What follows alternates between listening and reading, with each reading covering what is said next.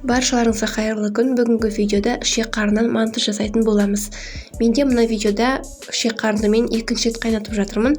Өйткені ішек қарынның өзінің бір дәмі мен иісі болатыны белгілі. Сондықтан да мен ішек қарынды 2 рет қайнатамын. Бірінші қайнатқанда 15 минут қайнатып аламыз. Одан кейін суды төгіп тастап, ішек қарынды салқын суға шайқап, ыдысқа салып, үстінен тағы да су құйып, екінші рет таза суда 15-20 минут қайнатамыз. Сол кезде артық дәмі мен иісі жоғалып кететін болады.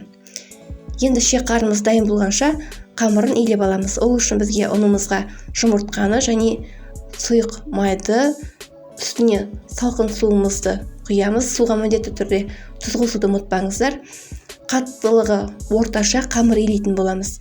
Өйткені қамыр жұмсақ болып кетпеуі тиіс, немесе өте қатты болмауы да керек.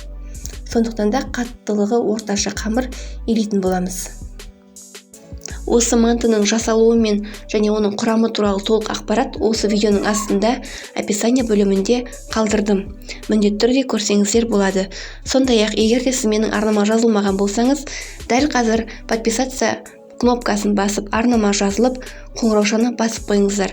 Сонда жаңа видео шыққан кезде білетін боласыздар. Егер видео ұнаса, лайк басып, пікірлеріңізді қалдырыңыздар. Міне менде қамырым дайын болды. Енді қамырымызды тындыру үшін міндетті түрде пакетке салып, шамамен 15-20 минут тындыратын боламыз. Балалар пияз аса ұнатпайтындықтан ішек қарынмен бірге ет тартқыштан өткізіп аламын. Және осының үстіне ұсақтап картопты саламын.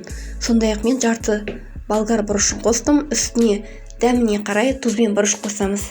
Барлығын жақсылап араластырамыз. Қамырымызды 2 не 3 бөлікке бөлеміз.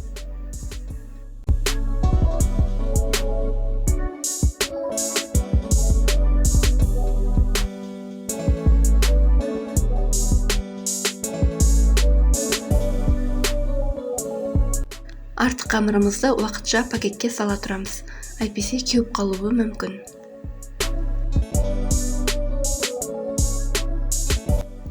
Қамырымызды жұқалап жаятын боламыз.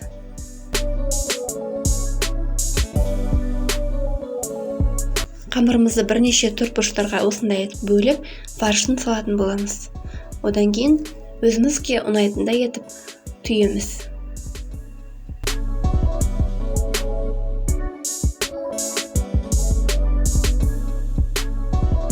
Енді мантының табақтарын майлап, мантымызды саламыз. Шамамен 40-45 минутқа қойып, мантымызды буда пісіретін боламыз. Міне біздің мантымыз дайын болды. Қазір көреміз. Бұл мантыға сондай-ақ ішек қарынмен қатар өкпені немесе сондай-ақ жүректі де қоссаңыздар да болады. Өте дәмді болып шығады.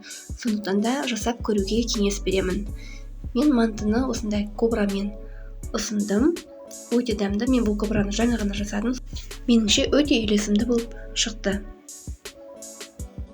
Достар, егер де сіздерге осы видео ұнаған болса, міндетті түрде арнама жазылып, қоңыраушаны басып, лайк басып, пікір қалдырыңыздар. Бұл мені өте қуантады. Келесі видеода көріскенше.